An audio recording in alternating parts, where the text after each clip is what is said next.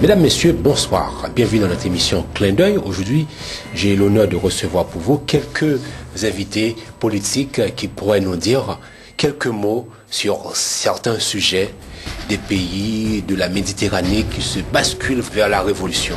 Il est vrai que personne n'attendait à ça, mais c'est ce que nous allons savoir dans quelques instants. Bonjour Monsieur Alexandre Gerbi, écrivain, chercheur.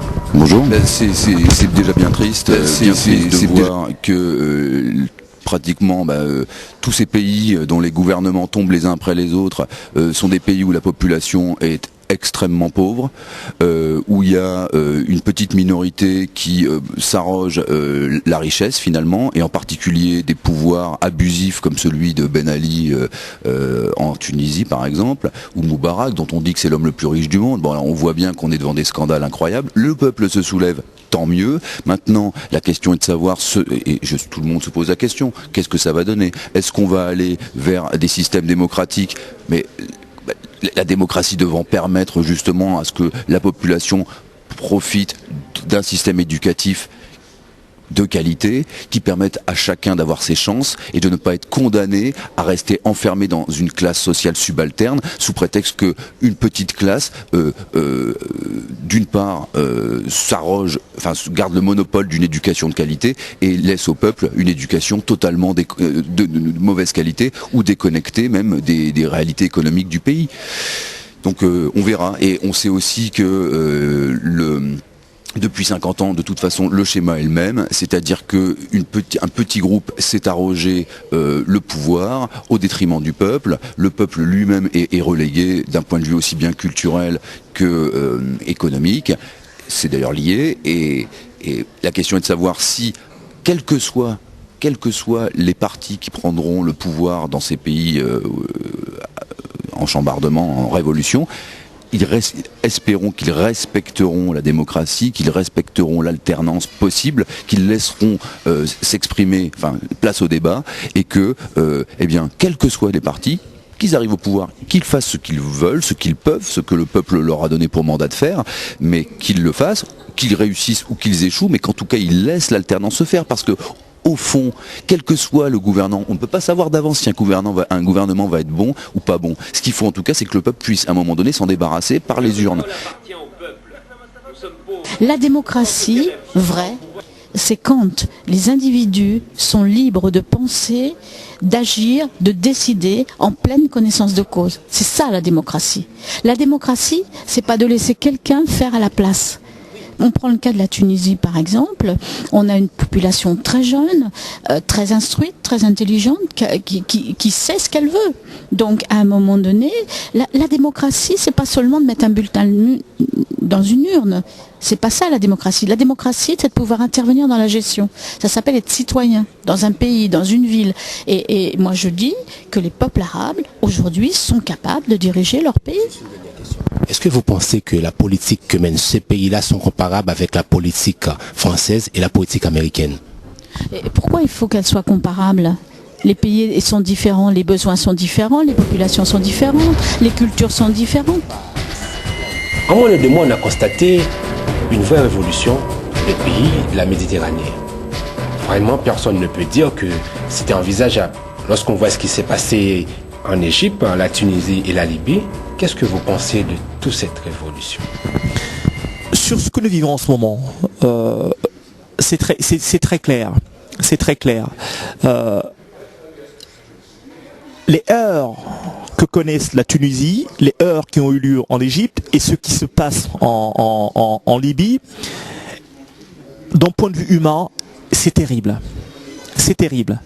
Mais ce qu'il faut se dire derrière, ce sont les enjeux économiques qui sous-tendent toutes ces pressions et tensions que nous connaissons.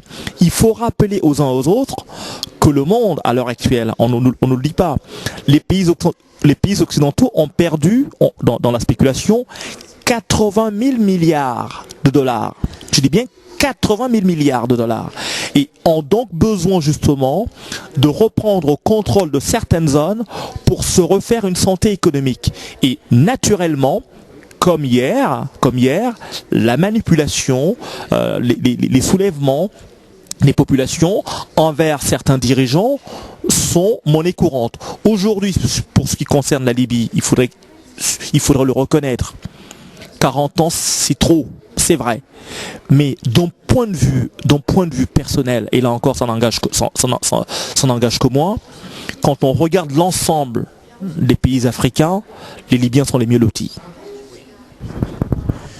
Il est évident que le cas de l'Irak que vous rappelez, moi, m'interpelle beaucoup. Voilà quelqu'un qui a été assassiné, il faut le dire, par Bush et par Tony Blair, sur la base d'un mensonge éhonté.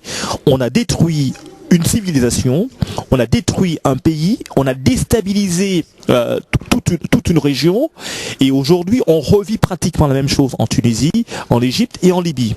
Ce qu'il faut se dire, la liberté et la démocratie telle qu'on la connaît et telle qu'elle est pratiquée en Occident, est-ce qu'elle est transposable dans nos territoires? Je ne le pense pas. D'un point de vue personnel, je ne le pense pas. Cependant, il est intéressant de voir ce qui se passe.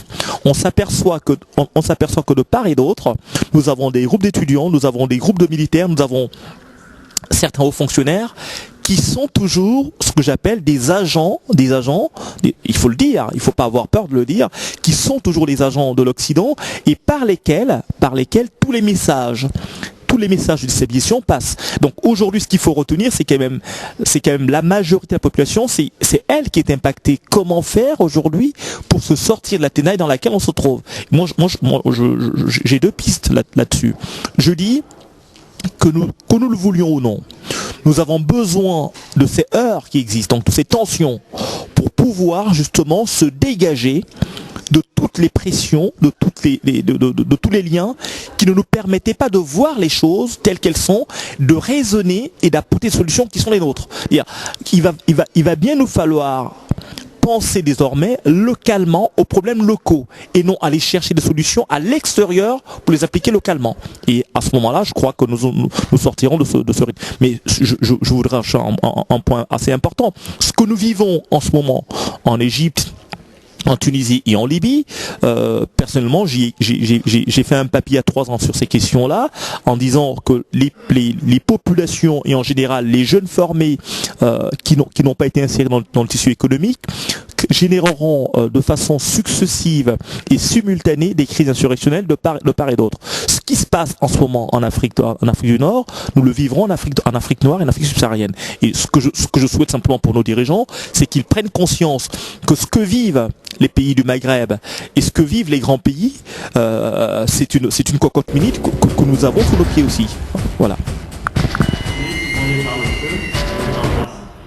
La deuxième frustration, c'est que ces peuples-là, leurs dirigeants, leur gouvernement, symbolisent à leurs yeux un peu ces potentats qui entretiennent un climat de déshonneur à leurs yeux. Déshonneur pour le monde arabe, déshonneur pour l'humanité tout simplement, à savoir collaborateurs et participants vraiment à la mise en œuvre de politiques exécrables telles que celles que l'on a commises en Irak.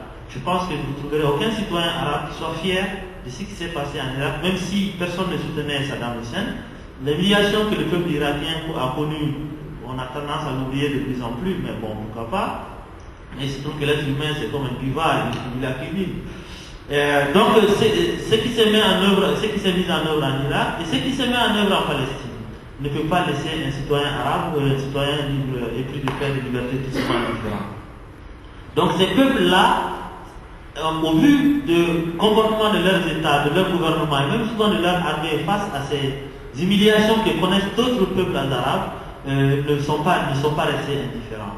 La première convergence, la première chose, c'est qu'effectivement le monde est ouvert. Il y a beaucoup de possibilités de communication aujourd'hui. On parle de tous ces phénomènes Facebook et autres, mais je pense que ça a permis effectivement de se dire aussi, si nous prenons le risque aujourd'hui de descendre dans la rue, de faire une révolution, on peut le faire savoir et ça ne sera pas il n'y aura pas un génocide camouflé, caché, que personne ne saura. On peut le médiatiser suffisamment pour que les dirigeants ou ceux qui seront l'auteur de ces génocides, de ces massacres-là, soient traduits devant une justice un jour ou l'autre. En tout cas, la lumière est faite sur ce qui s'est fait aujourd'hui, où la preuve est qu'on est au courant un peu de tout ce qui se passe. La convergence de ces 3 phénomènes-là sont vraiment des faits endogènes, c'est-à-dire que chaque citoyen tunisien, marocain ou de Bahreïn vit en son fort intérieur, rencontre aujourd'hui une réalité que je vais oser, c'est que la politique américaine sur le Moyen-Orient aujourd'hui était une politique bloquée jusqu'à Bush. Barack Obama, en ayant fait le tour, a compris qu'il ne peut pas faire mieux que Bush s'il continue, le contexte actuel demeure le même. C'est pour cela, personnellement, je pense que quelque part, le fait de dégoupiller aujourd'hui en Égypte crée une situation de peur et d'instabilité en Israël, surtout, et je ne parle pas des autres pays comme l'Arabie Saoudite ou autres potentats qui sont tranquillement installés, croyant que l'Amérique les protégera et les protège et les protégera toujours.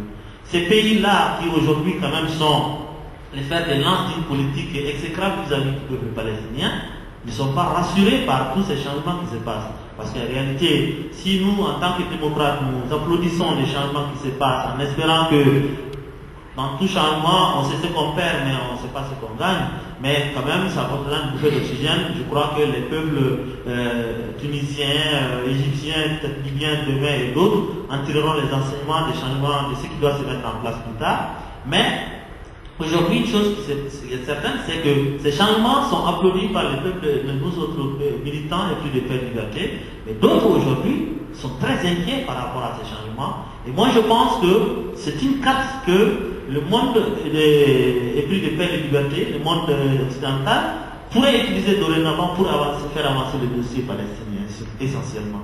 Parce que je ne sais pas si les gens et les autres se rendent compte. En Palestine, c'est le statu quo. Le mur est en train d'être construit, s'il n'est pas encore terminé. Rien ne bouge en Palestine depuis 2-3 années. Au contraire, d'ailleurs, les positions israéliennes se durcissent. Le gouvernement israélien est des plus qu'il y a aujourd'hui un des plus extrémistes que l'histoire de l'humanité. Du coup, en Palestine, les choses se sont arrêtées. Peut-être que ce qui se passe dans ce monde arabe aujourd'hui pourra être une sorte de déclencheur de nouveaux équilibres. Voilà. De nouveaux équilibres pourront se mettre en place et qui pourront peut-être permettre de faire avancer ce dossier tout en donnant la possibilité au peuple arabe, au monde arabe, effectivement, d'avoir un certain nombre de cartes en main, peut-être ne pas connaître en tout cas la situation de laquelle ils sortent aujourd'hui, sans être dans une situation idéale, mais ne pas connaître ce qui se passe aujourd'hui. Voilà. La reconstruction du pays. Mais la reconstruction du pays, si on demandait réellement l'avis des Haïtiens, et que ce ne soit pas décidé au niveau des États-Unis, que ce ne soit pas encore la France, le Canada, les États-Unis qui décident, que ce soit les Haïtiens. Tous, merci à M. Jean Bikin, le président, le responsable de ce débat, l'organisateur. Et puis merci à vous tous, Madame Vaton, M. Gerbi, écrivain, et le président du Malien de France. Merci à monsieur le président de BDM Télévision. Merci, je vous dis à très bientôt. Ciao, ciao.